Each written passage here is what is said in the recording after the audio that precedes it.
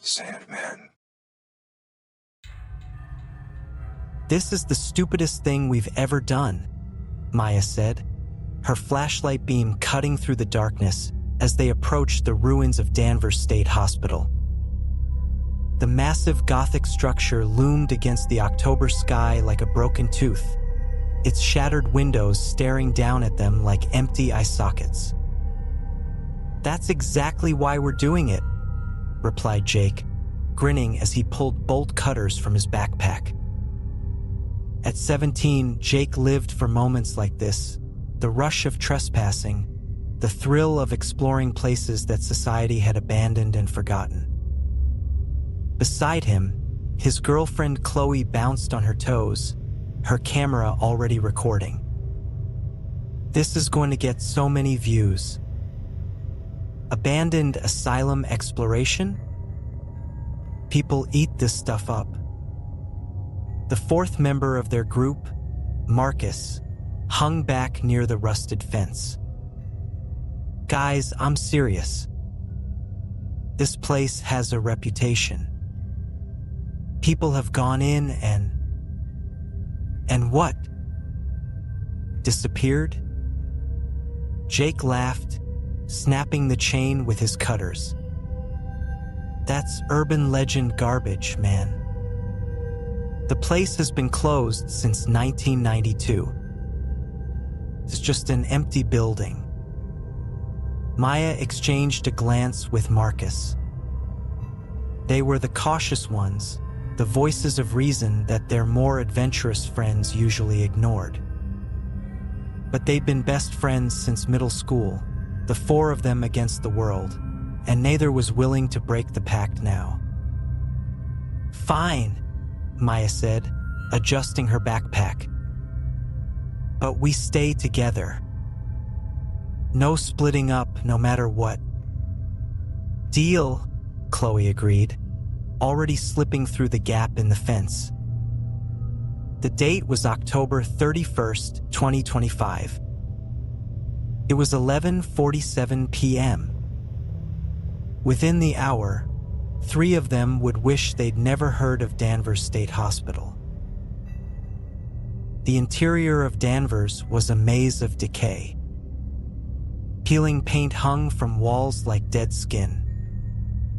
Graffiti covered every surface, tags, symbols, and occasionally something more disturbing, warnings. "Leave while you can. The doctor is watching. Time breaks here." "Creepy," Chloe narrated into her camera, her voice echoing through the empty corridors. "We're currently in what used to be the main administration building. Danvers State Hospital was known for its use of early psychiatric treatments, including lobotomies and electroshock therapy." Jake shone his light into an open room, revealing rusted bed frames and restraint equipment. "This is insane. Imagine being locked up in here." Marcus checked his phone. "Guys, it's almost midnight. Maybe we should." The temperature dropped so suddenly that their breath became visible. All 4 flashlights flickered in unison, and for a moment, they stood in complete darkness. When the lights came back on, they were somewhere else. "What the hell?" Jake spun around, his light revealing walls that were suddenly intact. No peeling paint, no graffiti. The corridor looked almost new, lit by dim electric lights that hummed overhead. Maya grabbed his arm. "Jake, where are we?" "We didn't move," Chloe whispered, her camera still recording but her playful tone gone. "We were standing right here, and then..."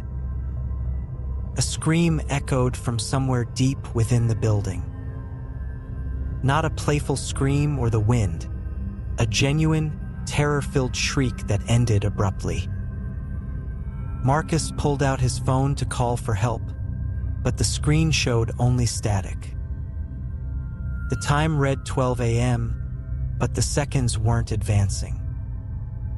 The display flickered between October 31st and November 1st, unable to settle on either date. "We need to get out. Now." Maya's voice was steady, but her hands shook as she pointed back the way they'd come. They ran through the corridor, retracing their steps, but nothing was where it should be. The exit they'd entered through was gone, replaced by a solid wall with a brass plaque that read, "Arkham Hospital, Experimental Wing, authorized personnel only." "Arkham?" Jake read aloud. "That's not. Danvers isn't called Arkham." Another scream, closer this time. And beneath it, a rhythmic sound, wheels squeaking on linoleum, growing louder. Approaching. Chloe grabbed Jake's hand. "Hide. Now." They ducked into the nearest room, pressing themselves against the wall behind the door. Through the gap, they watched as a gurney rolled past, pushed by a figure in a stained surgical gown and mask. Strapped to the gurney was something that might have once been human. A writhing, moaning thing covered in sutures and tubes, its eyes wild with agony. The figure pushing the gurney paused directly outside their hiding spot.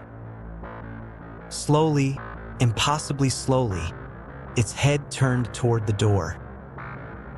Even through the mask, they could feel its gaze. Then it continued on, the squeaking wheels fading into the distance. They stayed frozen for what felt like hours, but was probably only minutes. Finally, Marcus whispered, "What the hell is happening?" "This isn't real," Chloe said, but her voice lacked conviction. "It's a setup, right? Some elaborate haunted house thing?" Maya shook her head. "Did you see that thing on the gurney?" "That wasn't makeup, Chloe. That was..." "Don't." Jake cut her off. "Don't say it. We need to focus on getting out." They emerged cautiously into the corridor. The hospital was alive with sounds now. Distant screams, mechanical whirring, voices speaking in clinical tones about procedures and subjects. Every instinct screamed at them to run, but there was nowhere to run to. A door ahead of them hung slightly ajar, warm light spilling out. Written on the door in neat script, Dr. Morrow, Chief of Experimental Medicine. "We should avoid that," Marcus said. But Maya was already moving toward it. "If there's a doctor, maybe we can talk to them. Figure out what's going on." "Maya, wait." She pushed the door open, and they all saw what lay beyond. The room was an operating theater, tiered seating rising up around a central table. On that table lay a body, or rather pieces of several bodies, arranged in a grotesque approximation of human form. Organs sat in labeled jars along the walls. Instruments gleamed under surgical lights. And standing over the table, his back to them, was a tall figure in a blood-spattered surgeon's coat. "Ah," he said without turning around, his voice cultured and calm. "New subjects. Right on schedule." Dr. Moreau turned to face them, and what they saw beneath the surgical mask made Chloe's camera slip from her trembling hands. His eyes were wrong, too many pupils arranged in a pattern that hurt to look at. When he smiled, his teeth extended past what should have been the edge of his jaw.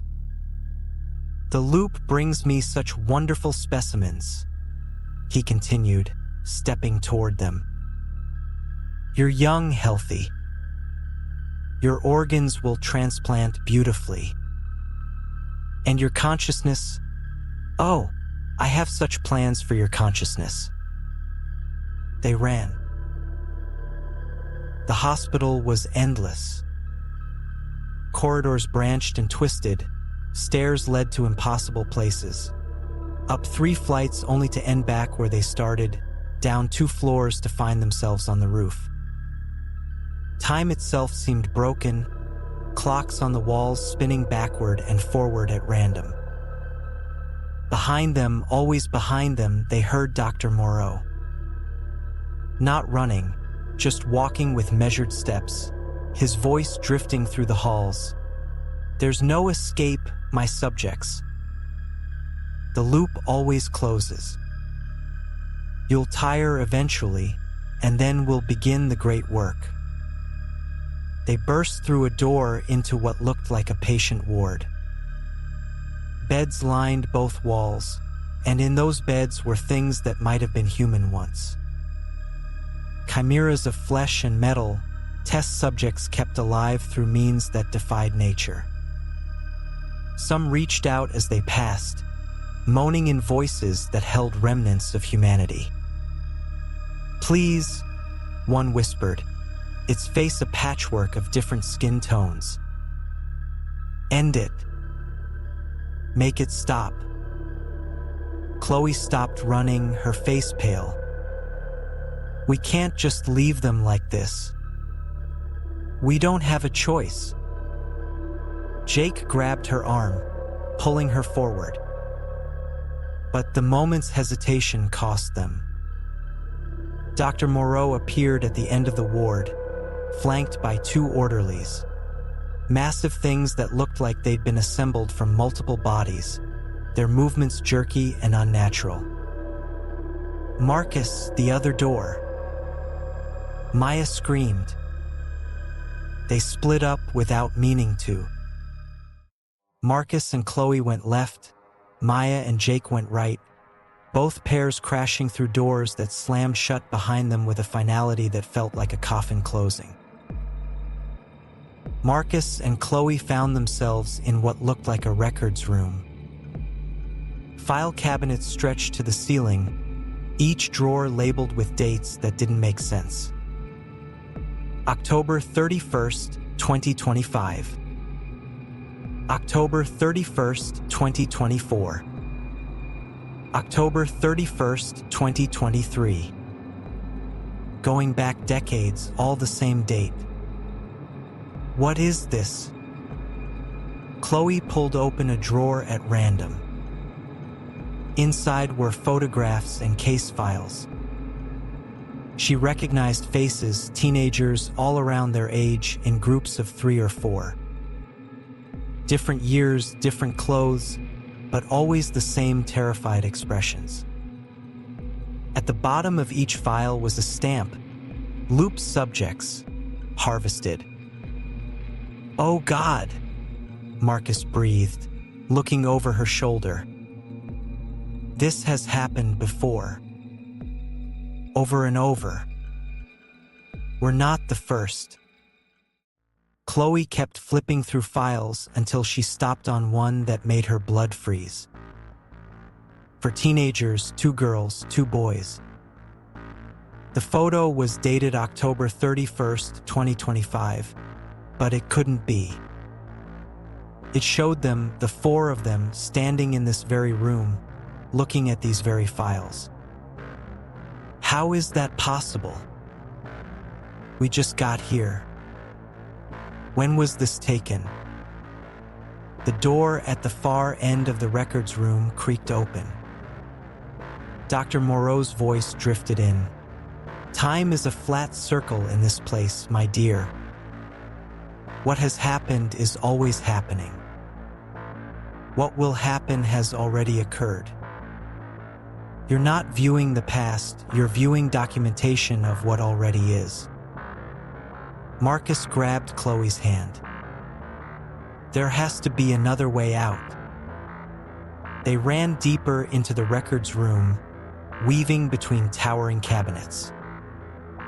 Behind them, they could hear Dr. Moreau's measured footsteps, never hurrying, never slowing.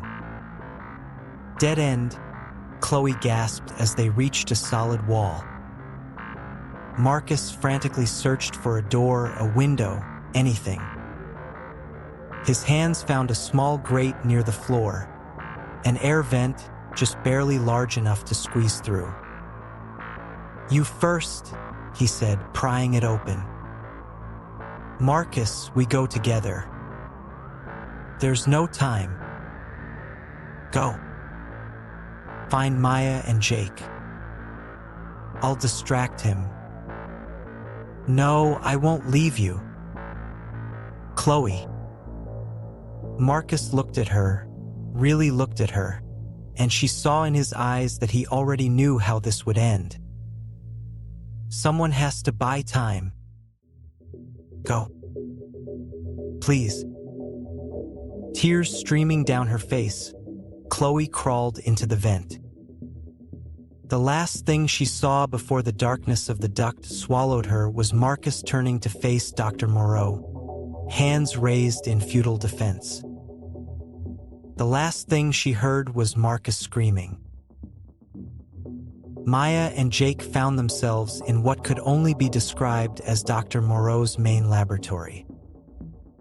The room was massive, filled with equipment that seemed to blend Victorian-era surgery with technology that shouldn't exist. Tanks lined the walls, filled with murky fluid and floating shapes that neither of them wanted to examine too closely. "Look at this," Jake said, pointing to a chalkboard covered in equations and diagrams. "He's not just doing surgery. He's trying to merge consciousness, splice minds together. Create some kind of hive intelligence." Maya studied the notes, her background in biology making the horror clear. "These formulas. If they work, he's found a way to transfer consciousness between bodies. But the subjects don't stay whole. Their minds fragment, merge with others. They become like those things in the beds," Jake finished. A sound behind them made them spin around. One of the tanks had burst open, spilling its contents across the floor. What emerged was humanoid but wrong, limbs at odd angles, skin translucent enough to see organs pulsing beneath. It looked at them with eyes in the wrong places and spoke in a chorus of voices. "Help us. Kill us. We are many. We are none. The doctor made us one, but we want to be separate again. Please, please, please." The creature lunged. Jake shoved Maya aside, taking the impact himself. They crashed into a table loaded with surgical instruments, scalpels and saws scattering across the floor. The creature's hands, too many fingers, too few joints, closed around Jake's throat. Maya grabbed a bone saw from the floor and swung with all her strength. The creature's arms separated with a wet sound, but it barely seemed to notice. Two more arms emerged from its torso, reaching for Jake with renewed determination. "Maya, run!" Jake gasped, his face turning purple. "I'm not leaving you. This is my fault. I pushed everyone to come here. Please, just run." Maya hesitated for only a second too long. The creature released Jake and turned its attention to her, moving with horrifying speed. Jake grabbed its legs, bringing it down. "Go!" Maya ran, tears blinding her. Jake's screams following her through the corridors until they suddenly, horribly, stopped. Chloe crawled through the ventilation system, her camera miraculously still clutched in one hand, though she'd stopped recording. The ducts twisted and turned, sometimes running horizontal, sometimes vertical, sometimes at angles that made her question reality itself. She emerged in what looked like a hospital chapel. Pews facing an altar, stained glass windows depicting scenes of surgery and transformation instead of religious imagery. Maya was already there, huddled in a corner, her clothes splattered with blood that wasn't hers. Maya! Chloe dropped from the vent and ran to her friend.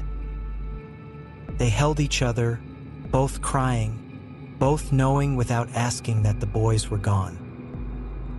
"We have to get out," Maya said finally, her voice hollow. "We have to find a way back." Chloe pulled out her camera and played back the footage. Most of it was unusable, static, and distortion, but one section was clear. The moment the shift had happened, her camera had captured something in the corner of the frame. A doorway that hadn't been there before, pulsing with a strange light, and above it, a clock showing exactly 12 o'clock. "The loop happens at midnight," Chloe said, her mind racing. "We entered at 11:47, and the shift happened at midnight. What if there's a window? A moment when the two realities overlap, and we can slip back through?" Maya looked at her watch, the analog one her grandmother had given her, which still seemed to work. It was 11:53 p.m. 7 minutes, Maya whispered. "We have 7 minutes to find that doorway and get through before midnight. And if we don't, then we're stuck here until the next loop. And Dr. Moreau will find us long before then." They ran through the chapel doors and found themselves in a corridor that finally looked familiar. The graffiti-covered, decaying halls of Danvers State Hospital were bleeding through, overlapping with the pristine nightmare of Arkham. "It's destabilizing," Maya said. "The loop is getting ready to reset. We need to find where we came in." They retraced their steps, or tried to, as the hospital flickered around them like a damaged film reel. One second they were in Arkham's clean halls, the next in Danvers' ruins. Dr. Moreau's voice echoed from everywhere and nowhere. "You can't leave. No one leaves. I've perfected the loop, refined it over decades. You're mine now, just like all the others." They burst through a door, and there it was, the shimmering doorway from Chloe's footage, hovering in the middle of a room, showing glimpses of the real world beyond. Through it, they could see the actual Danvers Hospital, abandoned and empty and beautiful in its normalcy. Maya checked her watch. 11:58. "We jump through on midnight exactly," she said. "When both realities are perfectly aligned." Chloe nodded, gripping Maya's hand. Behind them, the door exploded inward. Dr. Moreau stood in the doorway, his impossible form fully visible now, a towering mass of surgical precision and biological horror, multiple arms holding an array of instruments, his face a shifting collection of features stolen from countless victims. "You'll make such perfect additions to my work," he said, advancing. 11:59. The doorway pulsed, its light growing brighter. "Not yet," Maya whispered, watching her watch's second hand crawl forward. "Not yet." Dr. Moreau was 10 feet away. 5 feet. His arms extended, reaching for them, scalpels gleaming. 3 feet. Now! Maya screamed. They jumped. Maya and Chloe crashed through the doorway and hit solid ground, rolling across debris and broken glass. The sound of Arkham, the screams, the machinery, Dr. Moreau's voice, cut off as if someone had slammed a door. They were back in Danvers State Hospital. The real one. Ruined, covered in graffiti, lit only by their flashlights that had somehow ended up scattered nearby. Chloe's phone buzzed, service restored. The time read 12:01 a.m., November 1st, 2025. Dozens of missed calls from their parents. "Jake," Chloe whispered. "Marcus." "There." "Don't," Maya said, her voice breaking. "We can't. We can't think about it or we'll fall apart." They helped each other up and stumbled toward the exit. The fence gap where Jake had cut the chain was there, exactly as they'd left it.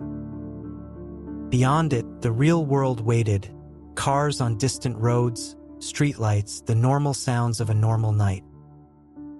As they crawled through the fence, Maya looked back at the hospital one last time. For just a moment, she could have sworn she saw a figure in one of the upper windows, tall, impossibly proportioned, watching them leave. Then it was gone. The police search for Jake and Marcus went on for weeks. Search dogs, helicopters, volunteer groups combing every inch of Danvers State Hospital. They found nothing, no bodies, no evidence the boys had ever been there. Maya and Chloe told the truth at first, but after the third interview with increasingly skeptical detectives, they changed their story. They'd all gone to the hospital, the boys had wandered off to explore a different section, and Maya and Chloe had waited, but they never came back. It wasn't believable, but it was better than the truth. Chloe's camera footage showed only static from the moment they'd entered the building until they'd emerged. Whatever had happened in Arkham existed outside any reality that technology could record. The nightmares were constant. Maya dreamed of Marcus's face as he'd told her to run. Chloe woke up screaming, convinced she could hear Jake calling for help from somewhere far away. But they survived. They finished high school, went to college, tried to build lives from the wreckage of that night. They never went back to Danvers. The building was fully demolished in 2026. The land developed into luxury apartments. But sometimes on October 31st, they both felt a pull, a sense that somewhere, in some collapsed pocket of reality, Arkham Hospital still existed, and Dr. Moreau still walked its halls, waiting for new subjects to arrive.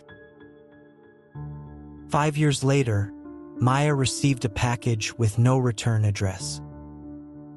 Inside was a single photograph, slightly aged. 4 teenagers standing at the fence of Danvers State Hospital, about to break in. On the back, written in precise handwriting, "The loop preserves. The loop remembers. The loop repeats. Tell others. Stay away. Some thrills come with a price that compounds forever." Maya showed the photo to Chloe, and together they made a decision. They started a blog, posting warnings about Danvers and other places like it. They never mentioned Arkham directly. Who would believe them? But they shared enough to make people think twice. Some places, they wrote, are abandoned for reasons beyond the physical. Some buildings trap more than memories in their walls. And some thrills aren't worth the cost. The blog never went viral, but it reached enough people. Every year, a few less teenagers broke into Danvers ruins. A few less tempted fate. It wasn't redemption. Jake and Marcus were still gone, still trapped in some eternal loop or worse, made part of Dr. Moreau's collection of consciousness fragments. But it was something. A purpose born from tragedy. A warning written in survival. On October 31st of every year, Maya and Chloe meet at a coffee shop far from Massachusetts. They don't talk about that night, don't need to. They just sit together, two survivors bound by a horror they can never fully share with anyone else. And they watch the clock carefully as midnight approaches, remembering when time itself became a trap, and they barely escaped before it snapped shut. The loop remembers. They remember too. And they'll never forget.